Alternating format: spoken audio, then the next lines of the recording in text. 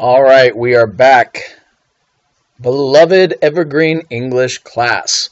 I apologize for my delay in getting this out this weekend. Been a busy week working on stuff for church. Now, I'm going to be posting probably a couple more journals. I did post the extra credit and things for the necklace and Cinderella. Now, make sure that you're spending some time going through this, because this video is going to go over some really important tips in writing about literature. And the notes that I go over with this are not going to only pertain to this week's assignment, but basically any assignment related to writing about literature, which is pretty much what you'll do in most English classes.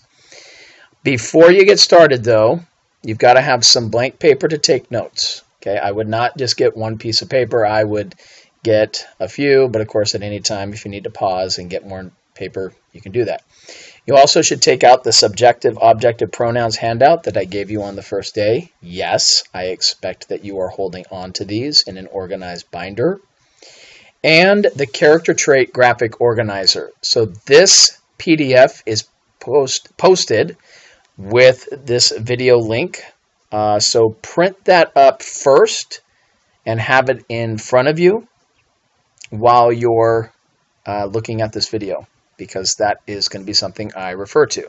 So anyway, I sent the link to the video that you're looking at right now, and there should also be a PDF attached to that posting on Google Classroom. So print that up first. So get all the stuff ready first, guys, and I'll stop talking for about 3 seconds. You should pause, and then we'll get going. 1, 2, 3. Okay. So we're going to be talking about different ways that you need to that you can use to improve your literary analysis. Now, this may sound like a grammar lesson, and it is, but it actually pertains to literary analysis. So, first of all, when you are writing about literature, you need to be aware of the words that you use and the pronouns that you use when you write about it. So there are subjective pronouns, and these are the subjects of the sentence. There they all are. You should be familiar with those. They are the subject of the sentence. Those examples are here, and they're on your handout. You are expected to know these by high school. And then there are objective pronouns, and these are the objects of the actions in a sentence. If you're using them in prepositional phrases, or they are the objects of the action. So they are here, and yes, you should know these as well. I'm not going to read all of these, but you have them in front of you, and you have them on the screen here. You should have them on the handout. Now, why is this important in literary analysis? Because you must always write in third-person pronouns when you are doing literary analysis. Sometimes it's called expository writing. There's different types of expository writing, so I just want you to be aware of that. Expository just means it's not about me. It's not autobiographical. I'm not telling a story. I'm explaining something. That's all that means. Expository, explain, if that helps you to remember. So anyway, if I'm writing about something in a story, if I'm writing about characters or themes or plots or literary devices or symbolism or whatever the case is, I better be writing in third person. So what that means is subjective and first and second person pronouns that we see in subjective pronouns, we got to get rid of those, okay? So we got to get rid of phrases like you, I think, I believe, in my opinion, it seems to me, blah, blah, blah, blah, blah, blah. No first person pronouns, okay? So like I, me, my, and no second person pronouns like you. Okay, again, look back at the notes that I gave you. Now, why is this important? Because when we write these phrases, it's considered unprofessional. It's considered juvenile. Okay, we are in high school now. Now, you might think, what about I think, I believe? If I don't put that, doesn't that weaken my writing? Actually, it weakens it to put it in there. For example, if I say, I think the necklace is the greatest story ever written, who cares about putting the phrase, I think? I know it's what you think because that's what you just said. So we get rid of it.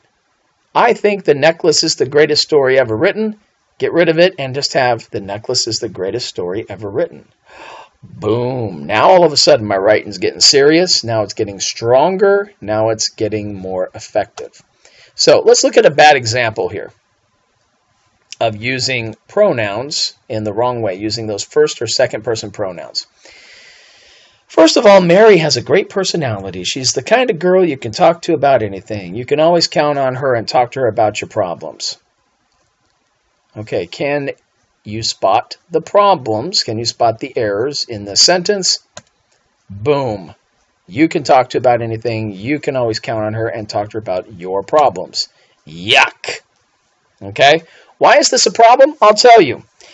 If somebody writes this in a paper, you are literally pointing the finger at the reader and saying she's the kind of girl you can talk to. It's like the hand and the index finger is coming out of the page and pointing at the reader. So if a student writes this and I read it, then you're saying that I, the reader, can always count on her to talk to about my problems. And no, that's not what you mean. That's not what you mean. You're speaking in more general terms. So we need to fix it. And we need to write in third person.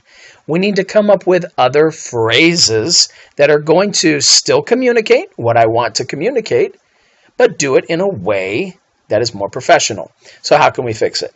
First of all, Mary has a great personality. She's the kind of girl a person can talk to about anything. Okay, now it's more open. Now it's more general. Now I'm not finger pointing. A friend can always count on her and talk to her about his or her problems. Okay, so this is much, much better.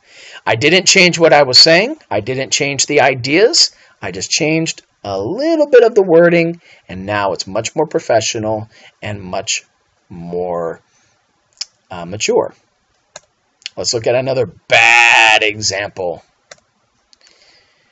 Now, the setting, so far, I have not read anything that is actually said. This is where the story takes place. But the way that it's written, I could imagine that it's in an office place, like a cubicle or something. I see this somewhat old man writing these letters on an old desk with only the one desk lamp pointed down at the paper. Now, by the way, this is an actual student paragraph, and there's all sorts of problems going on here besides first person and second person pronouns. Yeah. So, as far as the first person pronouns, Stop the horror! It's too much! Wah. Okay, this is an absolutely horrible paragraph. But as far as focusing on the pronouns, I could imagine, I see, I have not read. So we need to fix this monstrosity. So how to fix it?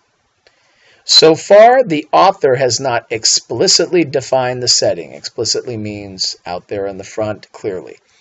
But he has given lots of interesting descriptions. Instead of I can see, let's put the reader. Oh my goodness, this is a great phrase you've got to learn. The reader can easily imagine an office lined with rows of cubicles. So instead of I can imagine, we make it the reader can easily imagine an office lined with rows of cubicles. He, that's just the general pronoun for a singular person. He can also, meaning the reader, can also envision a somewhat old man writing these letters on an old desk, lighted by a solitary desk lamp pointed down at the paper. Oh, way to avoid those first-person pronouns. So, did we really change the big ideas that the reader was, or that the author, the student, was trying to say? No. We still talked about the main ideas. What's the setting? We don't really know, but what clues do we give? We kept the ideas, but we did it in a much, much better way. How about another bad example? When I asked her about her feelings about moving to the United States, she said nervous but happy. Okay, we have I, and this is absolutely horrible. Oh, for heaven's sake, watch your mouth, young whippersnapper. This is a problem, mostly because it's a very unprofessional way of describing an interview. So let's juice this up a little bit here, okay? How can we fix it? Let's improve it by using the direct words of the speaker. Instead of just summarizing, let's add some great effect to it. Reflecting on her move to the United States, Sally said, I was really nervous, but also really happy. Oh my goodness, we're cooking with gas now. Hey, even Dopey can do this. So, most of the time we have good ideas, but what turns it from a essay into a, oh my gosh, I'm going to cry with joy essay is the word choice and the vocabulary. And that's what we're focusing on here. Here we go again. After you attend a course in college, you must fill out an evaluation form. What pronouns do we see? Oh, goodness. These are way off. I think in the format it got messed up. Anyway, imagine those boxes are over about 2 inches there, and you should see the U's. Hey, technology. Gotta hate it. So, don't want those U's. Why do you torture me so? Don't make me hurt you. Got to get rid of those U's. So if you say you, you're saying, Mr. Hebert, you. What do you mean? You? Me? No. We need to make it third person and better word choice. After students attend a course in college, they must fill out an evaluation form. Now it's third person and life has meaning again. Are we changing the ideas? No. We're just making it better worded. Some other examples. Okay, this is referring to a story called The Most Dangerous Game.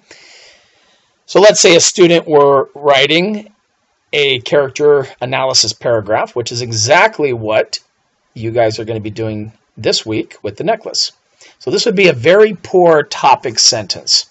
I think that Zaroff is a sophisticated gentleman. What's the problem there? I think. So we can take off the I think. We're moving in a better direction. Zaroff is a sophisticated gentleman. Okay, we've removed the pronouns. So we fixed that problem. Zaroff is a sophisticated gentleman. Okay, but now we can juice it up even better. Let's make this sentence really impressive. Even better. Although he is dedicated to hunting human prey, Zaroff comes off as a sophisticated, cultured gentleman. Ooh. Now I can sleep well tonight. Let's look at this example related to the Three Little Pigs. So if a student were to write as a topic sentence, I believe that the third pig learns that hard work will always pay off. Got to get rid of that I believe. So let's just start with that. The third pig learns that hard work will always pay off. Now that's not a terrible sentence. That is not a terrible topic sentence there, the better one. Maybe we can make it even better. Even though his work was difficult and time-consuming, the third pig realizes that it was all worth the effort. We did not change the ideas. It's still all about hard work paying off, but maybe wording it in a smoother, more sophisticated way. And now we can get much, much worse. This definitely is not a paragraph I want to see from any of you. Those pigs are stupid. I would never do that. If that had happened to me, I would have taken a bazooka and blown up that wolf. Then I would have thrown the biggest party the forest had ever seen. Other than that, the story is pretty good with the first 2 pigs being eaten. Oh my gosh. Now, so far with the writing that I've seen from you guys, I have not seen anything close to this, but I thought you'd enjoy some of the things that I will see from time to time when I teach in the public classroom. Okay, now, when is the only time that it is considered acceptable to use first and second person point of view in your literary analysis? There is one exception. There is one time, and it will come up a lot, and that is if you are directly quoting the passage from the story itself. If the story itself uses I or me or my, that's fine, because it's coming from the story. And I will know that it's coming from the story because what will I see around that sentence? That's right, quotation marks. Those quotation marks are going to be key because you're basically saying to the reader, okay, in between these things, in between these quotation marks are not my words, but the stories, the exact words of the story. And that's the only time it's acceptable to use I, me, my, you, our, all of those first and second person pronouns. Okay? Hope that makes sense. So, other reminders. Moving on to the next thing. When we refer to events in a story, in a work of literature, in a play, in a short story, in a novel, in a poem, in a movie, in a TV show, we always refer to the events in present tense. If I'm referring to this event in The Most Dangerous Game, I would not use past tense. Rainsford hid up in the tree until Zaroff appeared and smiled. The best way, the correct professional way, is Rainsford hides up in the tree until Zaroff appears and smiles. Now, a big question that many students ask is, well, why is that? Well, you need to understand what's happening with stories. Stories are not historical events. They did not happen in a real piece of time. They are stories. Every time I watch a movie, the exact same event occurs. Every time I read a short story or a novel, the same one, the exact same thing happens. So it's always important to remember to refer to these in present tense. Let's look at an incorrect one with past tense. Zaroff sent the dogs out to look for Rainsford. Zaroff sends the dogs out to look for Rainsford. In the necklace, we would talk about the necklace. We would say that Mathilde Loisel loses the necklace. She calls for a cab. She goes to see her friend Madame Forestier. Always in present tense. Hope that makes sense. Boom, white light. Okay, so we've been talking about a couple of things to improve your literary analysis ongoing through high school, college, and beyond. Now we're going to quickly go through and talk about the structure of a paragraph, which may be review for some of you. Some of this may be new. I want to make sure everybody is going to be successful. So, a paragraph is a series of sentences, and it's all developing one topic. That's the major point here. Everything's developing one topic. Now, the beginning of a paragraph, especially in literary analysis, is called the topic sentence, and we're going to see the topic of the paragraph introduced in this topic sentence. And it generally is the first sentence of the paragraph. Now, everything else in the paragraph stems from that main idea. Through the centuries, rats have managed to survive all our efforts to destroy them. So the rest of that whole paragraph should be about how rats have survived. We've poisoned and trapped them. We've fumigated, flooded, and burned them. We have tried germ warfare. And the parentheses means it's referring to a research source. Some rats even survived atomic bomb tests conducted on Entwatock Atoll in the Pacific after World War II.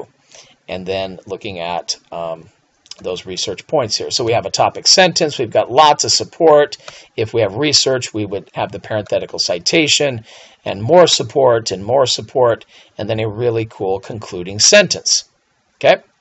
So everything in this paragraph is about rats and how they've survived. We didn't start talking about something else. There's lots of ways we can support that topic sentence. We might give examples. We might give details. We might be telling an incident, but everything has to go back to that topic sentence. Everything's got to be unified. Everything, every single sentence has to somehow go back and support the main idea that's expressed in the topic sentence. Every single sentence has to somehow be part of that formula, of that equation. So, and awesome sentences that get great applause from your teachers to support that. So the main idea is at the top there, and the bodybuilder, weightlifter guy represents all the sentences. His arms, his legs, they're all being used to support that. Nothing in his body right now is not being used to support that. Now, concluding sentences, sometimes they're referred to as clincher sentences, but you got to be careful when you hear phrases like that because it sounds like you got to be all cute or dramatic or something like that. It's got to restate, or it could, I should rephrase that, it could restate the topic sentence in different words. And it's got to clinch the point made in the paragraph. You got to land the plane. You got to land the plane. It could summarize the paragraph. So there's lots of different ways of doing it. And honestly, I'm just going to be honest as an English teacher. I can talk about these. I can show you great examples, but they really just get perfected by practice. Coherence. That means everything flows together. So stick to the point. Okay? Those ideas in your paragraph, they are all related to each other. Put things in a logical order. Maybe it's chronological. Maybe you're moving from simplest to most difficult. But there needs to be a lot of things chronological in relation to each other in order of importance. There's lots of different ways to do that. Yeah, we got some fun with sound effects today. Whee! Now, how do we connect these sentences within the paragraph? Maybe you've heard about transitional phrases and transitional words. So we could have chronological order transitional phrases. We can have things, objects in relation to one another. Next to, in front of, beside. Maybe it's in order of importance, however, furthermore, as a result, in fact, yet. And these are just examples. Just examples. There are lots more out there. So I expect to see that you are juicing up your paragraph. You're kicking it up a couple of notches in high school by looking at transitional phrases. Now, as we said, there's lots of types of writing, and therefore there's types of paragraphs. I could tell a story in a narrative paragraph. I could use a persuasive paragraph, trying to convince the audience. I could describe something in a descriptive paragraph. You've done a little bit of that, actually narrative and descriptive in your journals. And expository, explanatory paragraph. Literary analysis comes under that category, giving information or explaining something. You've done that also in your journal. In your journal, when I say analyze this quote, analyze this picture, you are doing expository writing.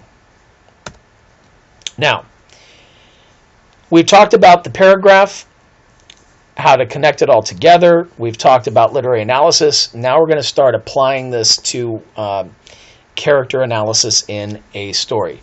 This thing that you're looking at right here is the graphic organizer that you should have printed up from Google Classroom. And you're going to be completing this for Madame Loisel from The Necklace. This graphic organizer is meant to give you some pre-writing ideas, so when you write your actual paragraph, it is golden. Many students totally ignore the pre-writing process. Brainstorming, outlining, making up clusters and mind maps. A lot of students ignore that process and they think they can just jump right into the paragraphs, and then they wonder, well, why is it difficult for me to write my paragraph? Well, it's because you haven't worked out what it is you want to do. You work out your whole paragraph before you write your paragraph. And if you follow this writing process, you're going to find that you're more confident in your writing and that your writing itself is improved and more professional. So here's how it works. So right here, we start with step 1 and we identify a character trait. A character trait is a personality trait of the character, a value of the character in the story. Personality traits, listen up carefully. I don't got anything on the screen to show this, so listen carefully. Personality traits, character traits, are not physical traits. So, Mademoiselle, you don't get to write in here, oh, she was French. Okay, that's not a personality trait. Okay, oh, she was poor. That's not a personality trait. If we're thinking about Damon and Pythias, we don't say, oh, they were Greek, or they were friends, or he was male. Those are not personality traits. What we would say maybe is Damon is loyal. Ooh, now we're talking personality traits. Pythias is sacrificial. Oh, cool. Now we're cooking with gas. Dionysus is cold-hearted. Okay, so we're talking about personality traits. And character traits, personality traits don't have to just be one word. For example, King Dionysus believes that everyone in his kingdom is out to get him. Okay, so we can do it as a phrase. But again, it's not a physical trait. It's not like an ethnic trait. It's not a nationality trait. It's all about who they are in their heart, who they are in their mind. What is their personality traits? What are their values? What is their world view? Okay, so step 1 is we just put that there. Now this character trait graphic organizer, it's not intended that you do full phrases or full complete sentences here. You're just getting ideas and bullet points. And then later, you're going to turn these ideas into complete sentences. So here, I write the trait. That's step 1. Step 2 is I go back to the text and I find 2 separate direct examples of that character demonstrating that trait. 2 totally separate ones from 2 different parts of the story.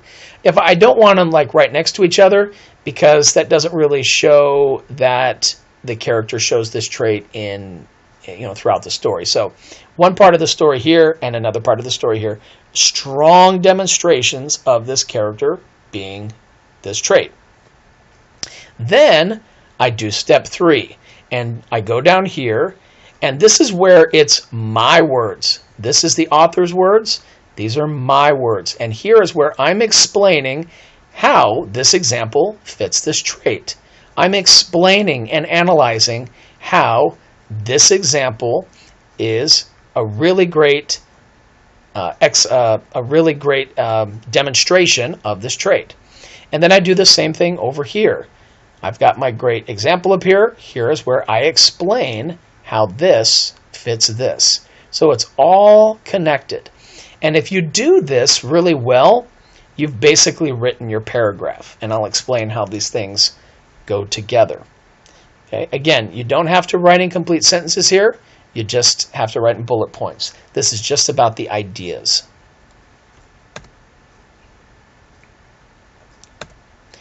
Once I have that done, I do need to add in one other part, and that is the context. I've got some examples, and we're going to talk a little bit about writing context for examples. And I have the image of the puzzle piece, because context is kind of like taking one piece of a puzzle, of a jigsaw puzzle, and you're looking at it and you're thinking, how does this fit in the big picture? Okay, it's just one little part. How does this little piece, this one little example that I'm taking from the story, how does it fit in the big picture of the story? Okay, it's kind of like if somebody were to quote a movie to you And you say, where is that? So if I were to say, oh, you know in Spider-Man, when it says, with great power comes great responsibility. Okay, there's my direct example. Okay, cool. Where was that in the story? Oh, you know when Uncle Ben is dropping off Peter Parker at the library and he's trying to encourage him in his goals? Oh, okay, what I've just done is I've told you the general area where that piece of the puzzle is in the big picture of the movie. Okay? If I'm looking at The Wizard of Oz and I say, oh, you know when the Wicked Witch says, I'll get you, my pretty, and your little dog, too. Oh, where is that? Oh, when the Wicked Witch shows up in Munchkinland and isn't able to get the ruby slippers from Dorothy, she threatens her by saying, blah, blah, blah. Oh, okay, I provided context. Okay, where is it in the big picture? So, when I'm writing an essay about literature, which is pretty much what we do in English classes, we got to use effective, interesting, and specific examples from the story. Okay, you're going to be doing this in your paragraphs and in future essays. So we got to use the author's words as much as possible. We got to use them often. It's not going to be the whole essay, of course, but we do need to use the author's words in the examples, and this is going to make our essays more credible and sophisticated. But I can't just drop in specific examples. I've got to set them up. You need to set them up, and you're using context. And the context of a passage, what I was just saying, is when you're orienting your reader where and when this occurs in the story. So just some things to think about. It isn't that you're answering every single question here in your context. It's just things to think about. So what's going on in the story when that passage that you're quoting appears? Okay, where does it take place? If you're using dialogue, who's the person talking to? What is he or she talking about? What happened right before the passage? Is it a reaction to something else? Okay, if I quote two friends and I say, Monsieur Marceau turned to Sauvage and said, goodbye, my friend. Okay, if that's my direct quote, if that's my passage, if that's my example, okay, I got to set that up. When the Prussians have taken Morisot and Sauvage prisoner and have decided to execute them because they didn't give them the password, Monsieur Morisot says, goodbye, Monsieur Sauvage, blah, blah, blah. Okay, so I have set that up with context. You got to set it up. Let me give you another example here. The top part here, okay, so this top part right here, this is how it is in the story. This is from The Most Dangerous Game, a very, very, very famous short story. And this is exactly how it is on the page. Hurled me against a tree, said the general, fractured my skull, but I got the brute. Okay, so let's say I want to use this in an essay. So this student, she would need to provide some context to set up the quote. Okay, I can't just plop that into my paragraph because the reader's got to understand how this one passage fits into the big picture of the entire story. It's that jigsaw puzzle. So down here is what the student's sentence would look like. When Zaroff describes the injury he suffered while hunting a Cape buffalo to Rainsford, Zaroff says, hurled me against a tree, said the general, fractured my skull, but I got the brute.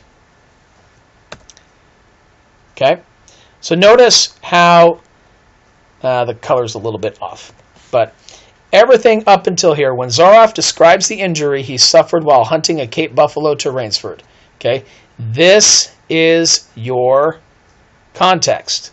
The student's words setting up the direct quote that she wants to use in the paragraph. And this is what you guys need to practice as well. Let's look at the original passage here. Again, this is from The Most Dangerous Game. Desperately, he struck out with strong strokes after the receding lights of the yacht, but he stopped before he had swum 50 feet. A certain cool-headedness had come to him. It was not the first time he had been in a tight place. Okay, so all of these words are directly from the story. Now, this student wants to use this in a literary analysis paragraph, but he's got to set it up with some context. So this whole first part here is what the student would write to set it up. What's going on in the story? What's happening right before this? Rainsford is, notice present tense, Rainsford is accidentally thrown from his yacht and then finds himself helpless in the middle of the Caribbean Sea. But Rainsford reacts to this dangerous situation differently than most people might. Quote, because these are the words of the author now, desperately he struck out with strong strokes, blah, blah, blah, blah, blah, down to here. Okay? So this whole part here is the context. It sets up the direct quote here. Student's words, author's words. And I know the author's words because of the quotation marks. Okay?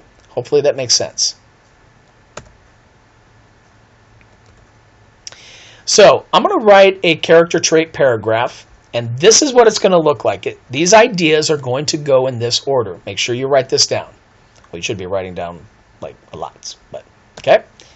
I'm going to start with a topic sentence, and in a character trait paragraph, in that topic sentence, I better see what that personality trait is. What's going to be the one idea that the entire paragraph is about?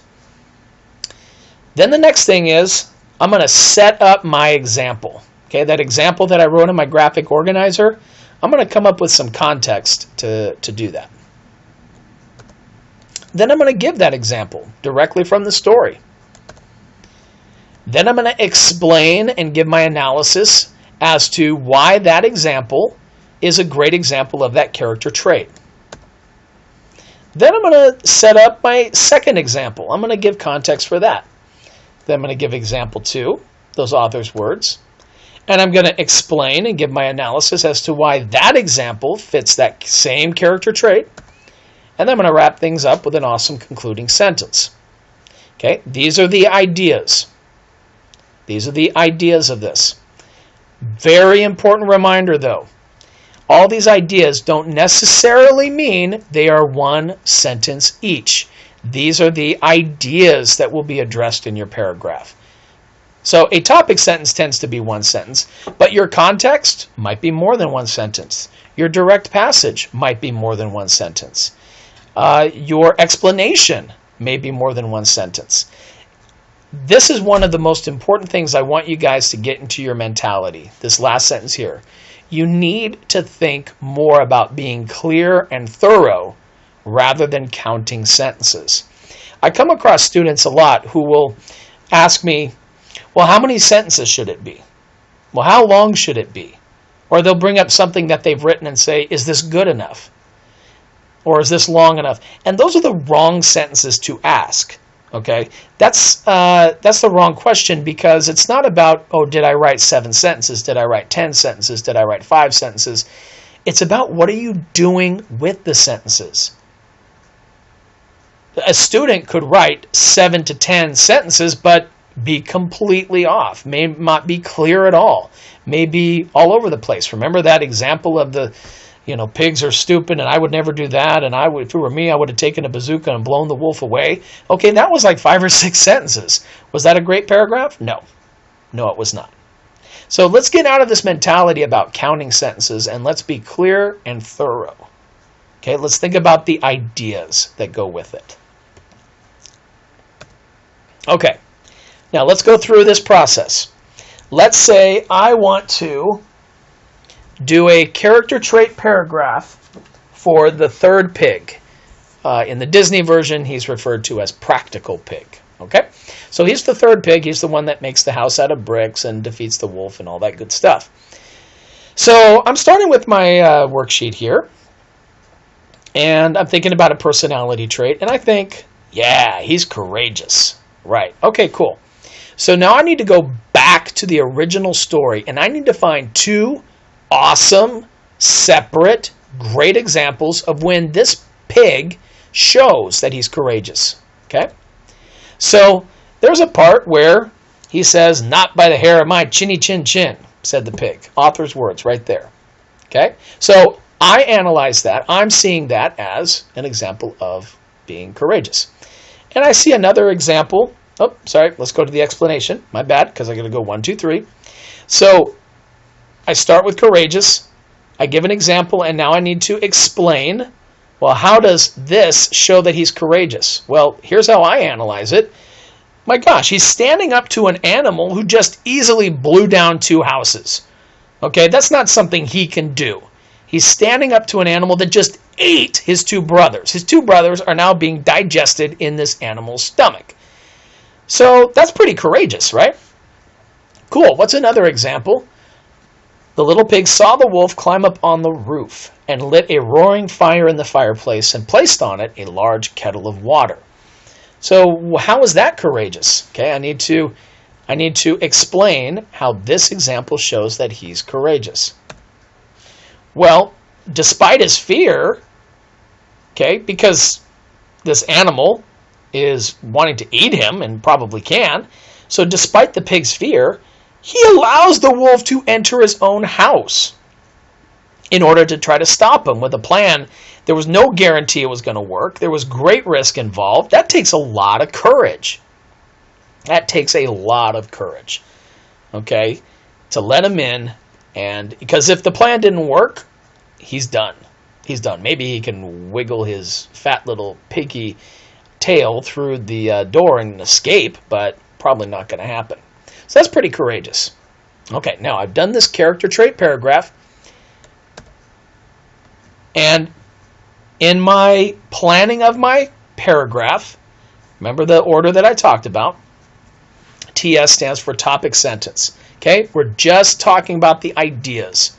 So, he's courageous. Okay, I'm going to turn this into a great sentence later, but I'm just getting the ideas down. I haven't done my context yet. I've taken all my ideas here, but now I got to add some context. Okay, where is it in the story when he says, "Not by the hair of my chinny chin chin"? Okay, that's when the big bad wolf has approached the pig's house and he's yelling and threatening the pig from the outside. That's when this happens. My second example, when does that happen? Oh, that's when the wolf is trying to break into the house by going through the chimney. That's when this happens. I've got the context. Now, take a look at this. All my ideas are there. I'm ready to take these ideas and to put them into complete sentences, to put them into awesome word choice, and make an awesome paragraph. So let's see what this looks like. Here's what my paragraph is going to look like. The third pig is clearly described as a courageous character. When the big bad wolf approached the third pig's house, yelling and threatening the pig from outside, the pig boldly says, "Not by the hair of my chinny chin chin." This pig shows true guts to stand up to a ferocious animal who not only just easily blew down 2 houses, but ate his 2 brothers. He also flaunts his fearlessness by taunting and teasing such a beast. Okay, so there's the explanation. Another example of the pig's courage is when the wolf later is trying to break into the house by going through the chimney. The little pig saw the wolf climb up on the roof and lit a roaring fire in the fireplace and placed on it a large kettle of water. Despite this threat, the pig allows the big bad wolf to enter his own house in order to try to stop him with a plan that did not guarantee to work. This porcine character willingly takes on great risk to achieve his goals in defeating the wolf. Now, let's break down this paragraph and see where each thing is. There's our TS. There's our topic sentence. What does it introduce?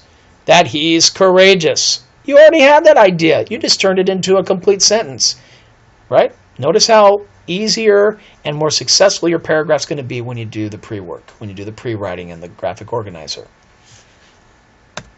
Here's my context for example number 1. Notice it's not its own complete sentence. Doesn't have to be. Okay, remember, these are the ideas. Could be, but doesn't have to be. When the big bad wolf approaches the third pig's house, yelling and threatening. Okay, so what should come next? I've set up my example. There's my example. What should come next? my explanation for how this example shows that he is courageous. It shows how this fits this. Then I should have my context, which is its own complete sentence here. The little pig saw the wolf climb up on the roof. That is our example. Then we should have our explanation. Notice how the paragraph follows that structure. Topic sentence with the character trait introduced. Context to set up our example. Here's our example. We thoroughly explain how that example shows the trait. We set up our second example with context. We give the example, and then we explain our analysis of how that example also shows he's courageous. Now, one thing we didn't include there, which we can do at the end, is add in a really cool, nice wrap-up with a concluding sentence. This character certainly serves as a strong example of courage in the face of insurmountable odds. Okay, brings back the wording of courage, which makes that paragraph nice and unified. Okay, see how that works? You guys can do it. You take it step by step. At first, you might look at a paragraph like this and say, oh my gosh, I can't do it. But you take it step by step, and that's why the pre-writing with the graphic organizer and understanding what context is going to make your paragraphs be awesome. So, here's what you're going to do. 9th and 10th graders, you're going to write one of these character analysis paragraphs. I'd like you to type them up, following all of these guidelines that we've been talking about in this.